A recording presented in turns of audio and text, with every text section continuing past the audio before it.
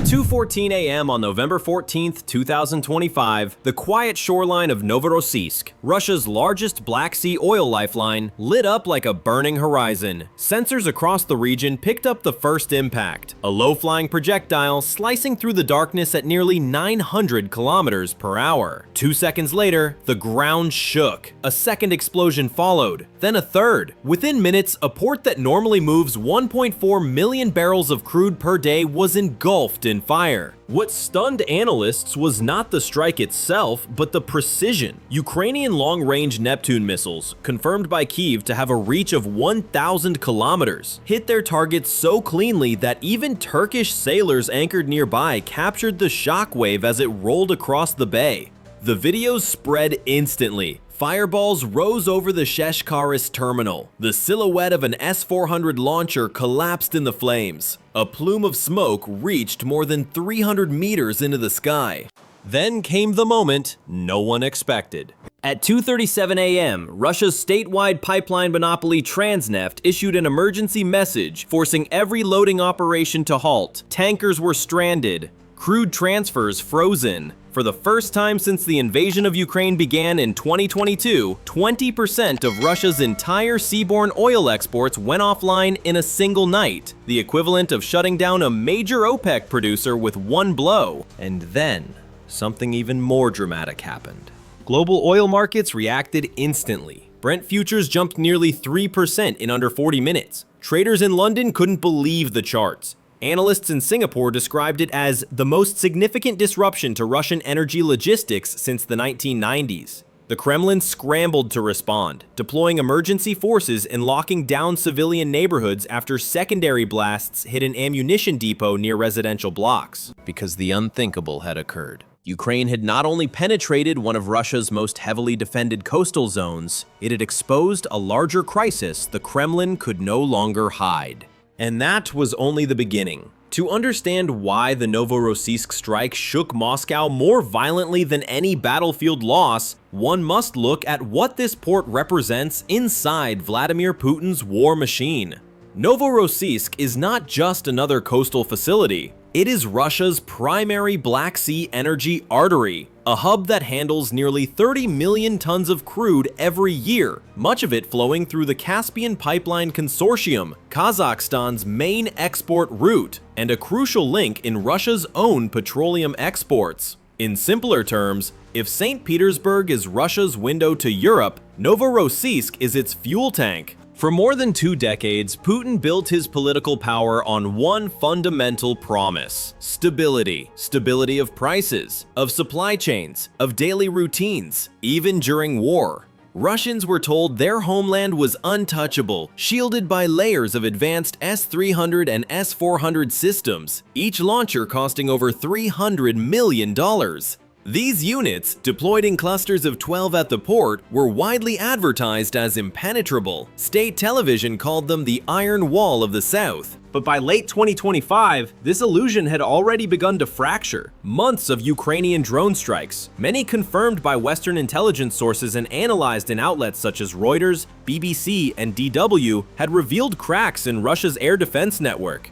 Throughout the summer, Ukraine repeatedly tested the S-400s with low-cost decoys, probing for weaknesses. Each failed interception recorded by independent analysts chipped away at Moscow's narrative of invincibility. Meanwhile, Russia's internal situation was deteriorating rapidly. Fuel shortages had begun spreading far beyond the front lines. According to economic data cited by Defense News, Russia's domestic gasoline reserves had fallen to their lowest point in over a decade. The Kremlin blamed sabotage, sanctions, and temporary disruptions, but the numbers told another story. Refineries were overwhelmed, logistics were collapsing, and civilian frustration was rising. Against this backdrop, Ukraine made its move. The strike on Novorossiysk was not an isolated attack. It was part of an evolving doctrine. Kyiv had shifted from hitting frontline ammunition dumps to targeting the deeper infrastructure that powers Russia's war economy. This shift was influenced by Western strategic studies comparing modern conflicts, cheap precision drones versus expensive missile defenses, $50,000 Ukrainian UAVs against $600,000 Russian interceptors, $500,000 Neptune components against multi-million-dollar S-400 radars.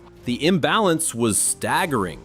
Ukraine's goal became clear: erode Putin's ability to finance the war from within. Meanwhile, globally, the timing could not have been more consequential. In 2025, the oil market was already under pressure from Middle Eastern tensions and declining OPEC surplus capacity. Major outlets reported tight margins, meaning even a 2% supply disruption, like the one caused by Novorossiysk, could ripple through energy markets worldwide. And politically, Russia was increasingly isolated. Even China, once Moscow's most reliable buyer, was diversifying imports, raising purchases from Saudi Arabia to hedge against instability in Russian supplies.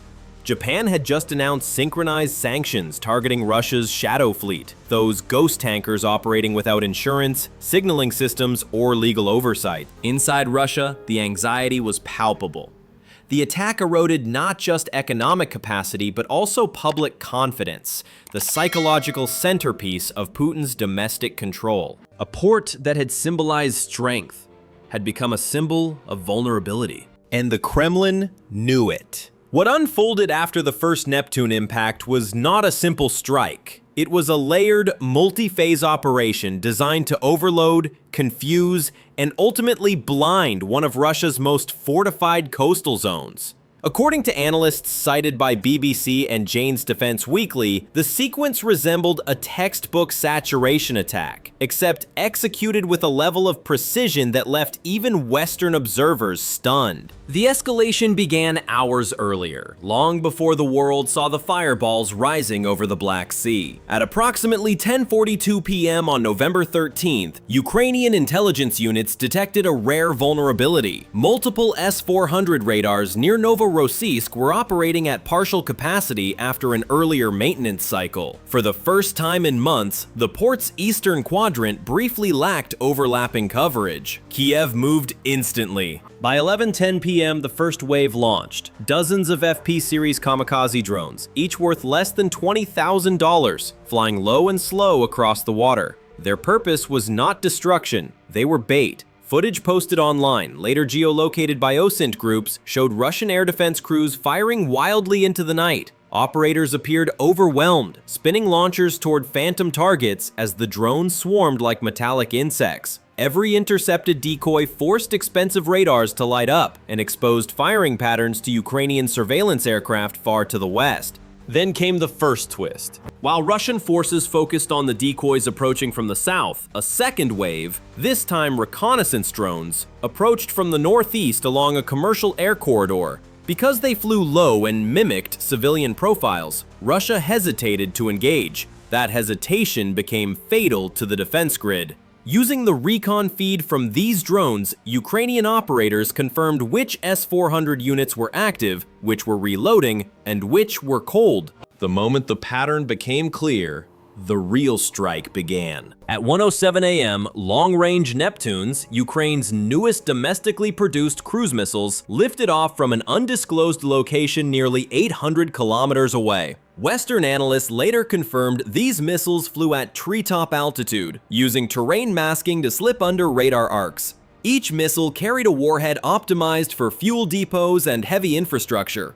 Their approach was silent. No engine glow, no contrails. The only clue was the sudden panic in Russian air defense radio traffic minutes before the first explosion. At 1:59 a.m., a Neptune tore through the S-400 battery designated Unit 1537. The impact triggered a massive secondary blast as stored propellant tanks ignited. A second launcher, only 120 meters away, was consumed in the expanding fire. Russian personnel scrambled to respond, but were caught between burning radar trucks and collapsing structures. The port's invincible shield was gone in 90 seconds. The second twist followed almost immediately. Russian state media claimed their forces shot down 66 drones over Krasnodar that night. That number may be accurate, but it also revealed how badly Moscow had been misled. The drones were never the real threat. Their job was to drain the defense before the Neptunes arrived. By the time the main strike hit Sheskara's terminal at 2:14 a.m., there was nothing left capable of stopping it. Then came the moment that caught even Ukrainian analysts by surprise. A massive storage tank, later identified by OSINT investigators as part of a key pumping facility, detonated with such force that shockwaves shattered windows almost 3 kilometers inland. CCTV footage showed a ball of fire erupting upward before collapsing into a dense column of smoke. The glow illuminated 4 civilian apartment buildings positioned dangerously close to a military depot, an arrangement Russia had long denied but could no longer hide. Inside those residential neighborhoods, chaos erupted. Reports confirmed that crew members aboard a commercial vessel near the port were injured. Car alarms blared. Residents fled down smoke-filled stairwells as sirens wailed across the city. Governor Veniamin Kondratiev declared a formal state of emergency, a rare public admission that the situation was spiraling. And then came the third twist. The strike inadvertently shut down Kazakhstan's Caspian Pipeline Consortium terminal, located next to the main target. For years, Russia had relied on this route to project itself as a stable regional partner. Now, Kazakhstan's exports were frozen because Russia's defenses collapsed. Moscow had not only failed to protect its own infrastructure, it had dragged an ally into the crisis. By 3 a.m., the port looked unrecognizable. Flames reflected off the water like molten metal. Cranes buckled. Roads were blocked by emergency vehicles. Tankers sat immobile offshore. Satellite images released the next morning confirmed what early reports suggested. Entire segments of the Sheshkaris oil complex were offline. And as dawn rose over the Black Sea, the Kremlin realized the magnitude of what had happened. Ukraine had hit a strategic nerve, not by brute force, but by exposing the limits of Russia's most advanced defenses. The escalation had shifted. The war was no longer confined to the front. It had arrived at Russia's deepest economic arteries, and Moscow had no immediate way to stop it. The morning after the Novorossiysk strike, the shockwaves spread far beyond the burning terminals. As global markets opened, traders realized the magnitude of the disruption. Russia had just lost 1/5 of its seaborne oil export capacity overnight, an unprecedented system-level failure confirmed by mainstream outlets including Reuters and DW. Within hours, Brent crude surged nearly 3%, marking one of the sharpest intraday jumps of 2025. Energy analysts in London described the port shutdown as the single most consequential hit to Russian oil logistics since the Soviet collapse. But inside Russia, the consequences were even more severe. The Kremlin's war economy was already strained. Months of Ukrainian strikes against refineries, from Ryazan to Volgograd to Tuapse, had pushed Russia's domestic fuel market toward breaking point. According to data frequently referenced by Defense News, Russia consumes more than 3 million tons of gasoline every month, while maintaining much tighter refinery margins than Western producers. The loss of Novorossiysk added a new, devastating layer to this crisis. The sudden disappearance of a critical export artery that generated billions in monthly revenue. This mattered because the war in Ukraine had drained Moscow's budget far more deeply than state media admitted. Western financial trackers estimated that Russia was spending between $250 million and $300 million per day on the conflict. Artillery production, drone imports from Iran, salaries for contract units, fuel, parts, and the maintenance of frontline logistics. Much of this funding came directly from oil revenues. When Novorossiysk went dark, so did a major part of the Kremlin's financial oxygen supply, and the ripple effects continued. The shutdown of the Caspian Pipeline Consortium terminal, Kazakhstan's most important export route, triggered diplomatic tension behind closed doors. Kazakhstan relies on the CPC for more than 80% of its oil exports. When the terminal froze, Almaty's leadership privately questioned Russia's ability to guarantee even minimal security. Several European analysts reported that Kazakhstan immediately reached out to alternative partners including Turkey to explore new transit options. What was once a Russian-controlled energy sphere was now showing cracks. Meanwhile, inside Russia, the domestic fallout multiplied. Regional governments reported mounting fuel shortages stretching from the Volga region to the Far East. The Kremlin attempted to stabilize supplies by imposing a complete gasoline export ban, an extraordinary measure signaling internal desperation. Yet even that could not stop spiraling prices. Black market fuel networks emerged almost overnight. At service stations in the Urals, drivers waited in lines stretching more than 1 kilometer, desperate to fill their tanks before supplies evaporated. And then came the crisis that Moscow feared most. Russia's agricultural sector, the backbone of its food security, began to grind to a halt. The strike occurred in the final phase of the 2025 harvest season. Without diesel, tractors could not run. Harvesters sat idle in fields. Crops risked rotting in place. From Krasnodar to Rostov, farmers warned of an impending supply collapse. Analysts from major outlets warned that such disruptions could raise food prices across Russia within 6 to 10 weeks, placing enormous pressure on urban populations already struggling with inflation. But the strategic disaster went deeper still. The Russian military, already facing shortages of troop rotations, spare parts, and ammunition, now encountered the scarcest commodity of all: fuel. Armored units require massive volumes of diesel. Artillery trucks, supply convoys, medevac vehicles, radar systems, everything moves on fuel. A sudden nationwide shortage forced the general staff into a brutal dilemma, described by BBC commentators. Should fuel go to the army or to civilians? To keep the front alive or keep the cities calm? Either choice risked destabilizing the regime. If fuel was diverted to the army, civil unrest would grow. If redirected to cities, frontline mobility would collapse, leaving Russian positions static and extremely vulnerable to Ukrainian precision strikes. This was exactly the strategic trap Ukraine intended to create. And politically, the consequences were immediate. President Trump's administration, monitoring the strike from Washington, publicly reaffirmed that the United States would continue supporting Ukraine's long-range strike capabilities. European governments quietly acknowledged that Ukraine had shifted the balance of energy warfare. Japan simultaneously announced a new wave of sanctions targeting Russia's shadow fleet, hundreds of uninsured tankers transporting crude illegally. These sanctions were designed to choke Russia's export routes even further, precisely when the Kremlin needed them most. Then came the most destabilizing factor of all: manpower. Russia's military was running out of personnel. The Kremlin had already lost more than 260,000 mobilized men to flight during the 2022 partial mobilization. Now, with fears of a second mobilization wave spreading, thousands of skilled workers began hiding, refusing to report, or attempting to evade digital summonses. The government responded by tightening digital exit controls through the Gosuslugi portal and FSB databases, effectively locking professionals, engineers, and technicians inside the country. This brain lockdown, as analysts described it, crippled Russia's defense industry.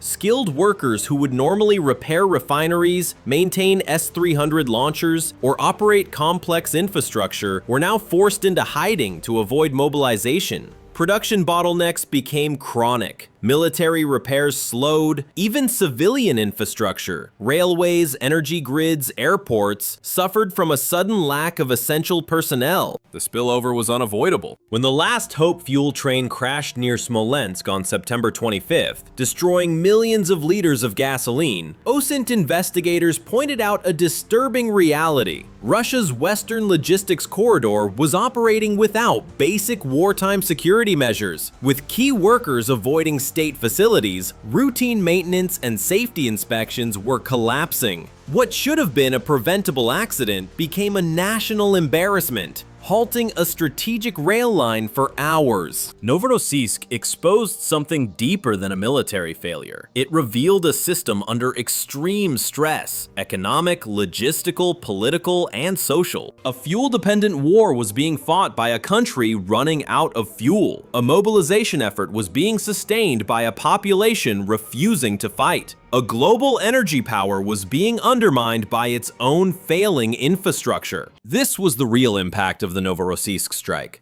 It didn't just hit a port. It hit the foundation of Putin's war state, and it cracked it. The Novorossiysk strike was more than a regional shock. It sent tremors through the global strategic system, reshaping alliances, energy flows, and military doctrines in real time. Within 24 hours, major capitals, from Washington to Berlin, from Tokyo to Beijing, were forced to reassess their assumptions about the war and its potential spillover effects. This was no longer a conflict contained in Eastern Europe. It had become a geopolitical earthquake. The United States reacted first. President Trump's national security team, briefed immediately after the strike, concluded that Ukraine had demonstrated the ability to hit deep, high-value Russian energy infrastructure with surgical precision.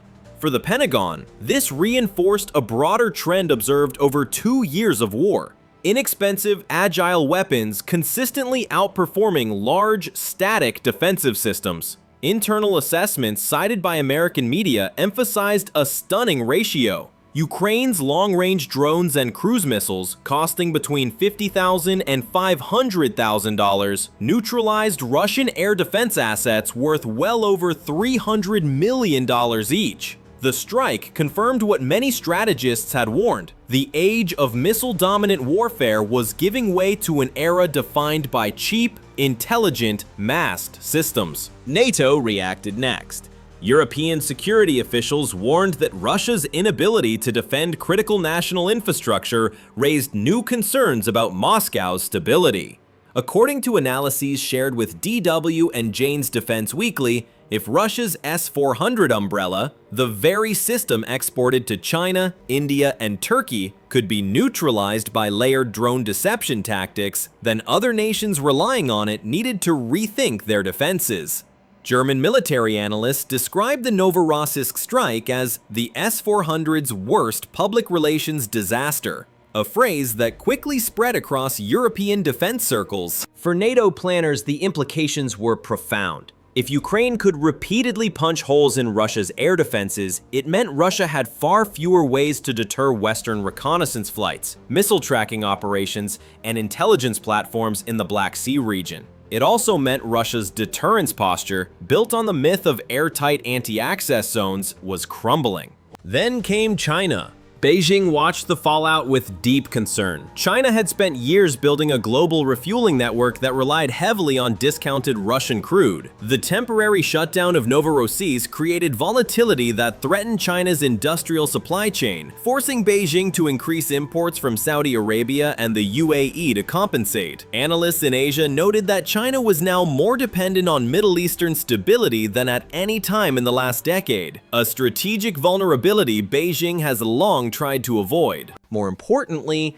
the strike exposed a troubling precedent for China, a determined mid-sized military power using cost-effective systems to systematically disable a much larger adversary's energy infrastructure. Chinese strategists, focused on Taiwan and the South China Sea, could not ignore the lesson. For years, they assumed Russia's S-400 complexes were the gold standard for layered air defense. Novorossiysk shattered that illusion. Meanwhile, Japan's role became central. As Ukraine physically dismantled Russia's Black Sea oil capacity, Tokyo did the same to Russia's maritime shadow fleet. The Japanese government implemented sweeping sanctions targeting uninsured tankers, vessels responsible for moving millions of barrels of Russian crude across global waters without safety compliance.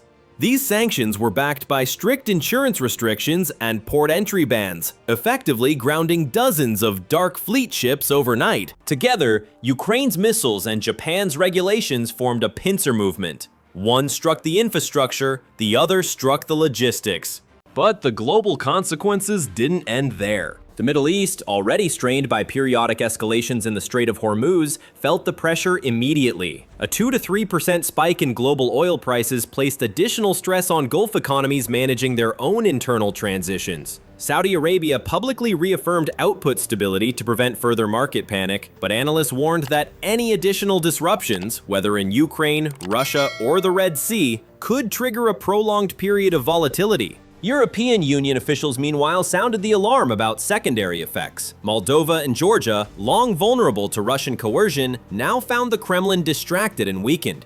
In Brussels, policymakers debated new openings for political and economic integration with Eastern Partnership states. A Russia preoccupied with domestic fuel shortages and collapsing export routes was far less capable of projecting influence across the Caucasus or the Balkans. But perhaps the most significant global shift occurred in military thinking. Doctrinal comparisons poured into defense journals and news outlets. The war demonstrated, in stark terms, the changing nature of modern conflict. $25,000 drones were forcing $10 million SAM systems to fire wastefully. Terrain-hugging cruise missiles defeated radar networks designed in the 2000s. Long-range precision strikes disrupted economies faster than traditional battlefield victories. Civilian technology, commercial software, hobby drones, open-source intelligence outperformed legacy military hardware. For the Pentagon and NATO, this validated years of research into distributed lethality, swarm tactics, and AI-directed targeting systems. For adversaries of the West, it was a warning. Brute force alone would not secure victory in the 21st century. Within weeks, several Western think tanks published 3 to 6 month war projections. Many highlighted the same scenario. If Ukraine continued hitting deep Russian logistics while global sanctions tightened, Russia's ability to sustain offensive operations could decline rapidly. The projections varied in detail but shared a common theme. Systemic stress inside Russia was reaching unprecedented levels. Some analyses suggested Russia might attempt to redirect forces to defend oil infrastructure, leaving frontline sectors exposed. Others predicted growing internal unrest as fuel shortages rippled through civilian life.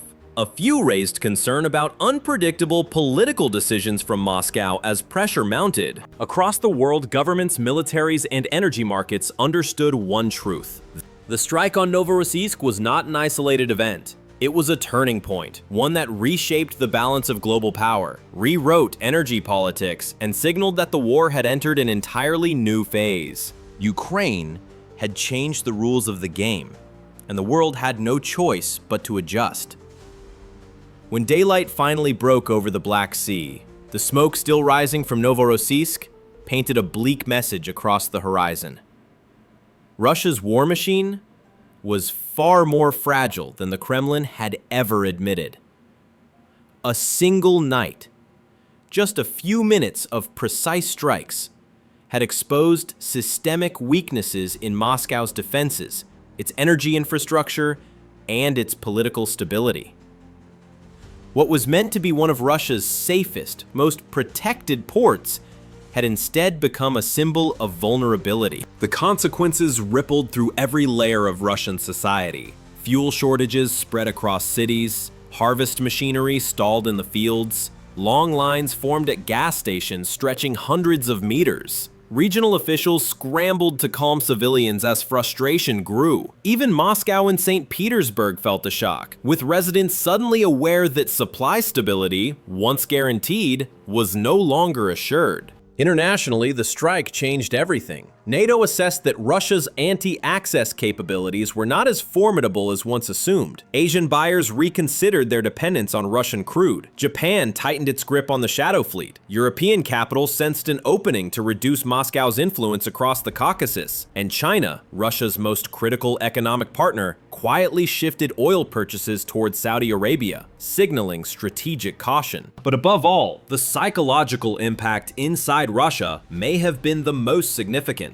For over 20 years, Putin built his authority on the illusion of control. Control over borders, over energy, over daily life. Novorossiysk shattered that image. In one night, the myth of invulnerability dissolved into a storm of fire, debris, and panic. Millions watched the footage on social media, understanding instantly that the war was now at Russia's doorstep, and that the Kremlin had no easy way to push it back. As the world evaluated the implications, one reality became unavoidable. The strike was not only a military success for Ukraine, it was a strategic turning point, reshaping the trajectory of a conflict that had already redrawn global politics energy dynamics, and future war doctrines. Yet the biggest questions remain unanswered. Will Russia be able to protect its remaining energy hubs before Ukraine targets another critical node? Will the Kremlin risk a new wave of mobilization, knowing the backlash it could ignite across a population already frustrated by shortages? And if fuel, manpower, and international support continue to slip away from Moscow, how long can Putin sustain a war that is consuming his country from the inside out? The coming months will be decisive. Every strike, every sanction, every disruption to Russia's energy exports will echo across the global system. And as Ukraine continues reshaping the battlefield with precision and strategy, one thing is certain: the next major turning point may already be in motion. For now, the world watches, and the story continues to unfold. If you want more deep dive analysis like this, make sure to subscribe, turn on notifications, and share your thoughts in the comments. What do you think